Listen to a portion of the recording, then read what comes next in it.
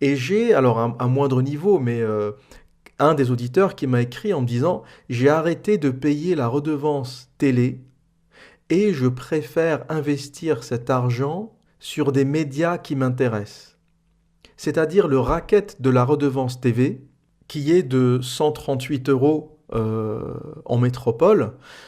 Cette personne m'a dit: moi je ne paye pas, ça ne m'intéresse pas de payer 138 euros pour qu'on passe du Ruquier, du Hanouna, qu'on passe de la merde sur laquelle je n'ai absolument rien à dire, et je préfère avec cet argent financer des sites ou des partis qui m'intéressent. Par exemple, l'UPR d'Asselineau, qui propose de sortir de l'Union européenne, de déclencher un Frexit. Et il va être adhérent avec cet argent, ou il va financer Égalité et Réconciliation, parce que c'est un média qui dit des choses qui l'intéressent et il apprend des choses.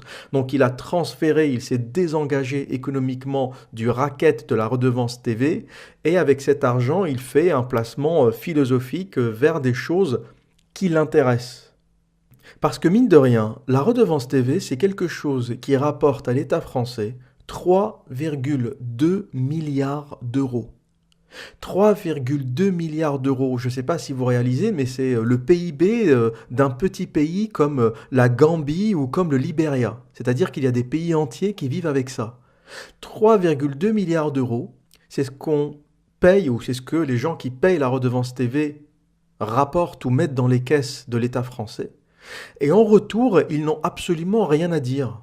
Vous n'avez pas le droit de choisir les programmes. Et l'UPR de François Asselineau avait souligné ou avait levé une idée assez intelligente. Il avait dit que, comme on contribue à cette redevance TV, eh bien, on devrait voter, ou il devrait y avoir un sondage populaire qui pourrait se faire sur Internet, pour éviter le papier, la pollution, etc., en disant aux gens: que voulez-vous voir? Par exemple, est-ce que le dimanche soir, on ne pourrait pas passer un film français classique sur France 2 tous les dimanches soirs? On pourrait passer Les Tontons Flingueurs, La Grande Vadrouille, ce qui permettrait aux jeunes générations de savoir ce qu'a été le cinéma français, au lieu de nous passer des films américains complètement débiles tous les dimanches soirs. On pourrait par exemple donner notre avis sur les émissions. On pourrait nous poser collectivement la question: est-ce que Ne touche pas à mon poste de Cyril Hanouna doit continuer?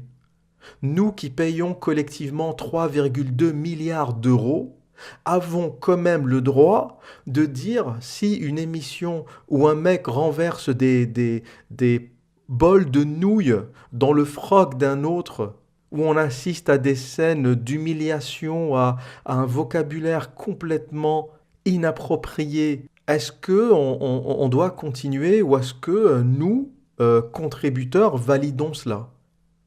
Eh bien, ça ne se fait pas. Le racket de la redevance TV, c'est vous la payez et vous fermez vos gueules.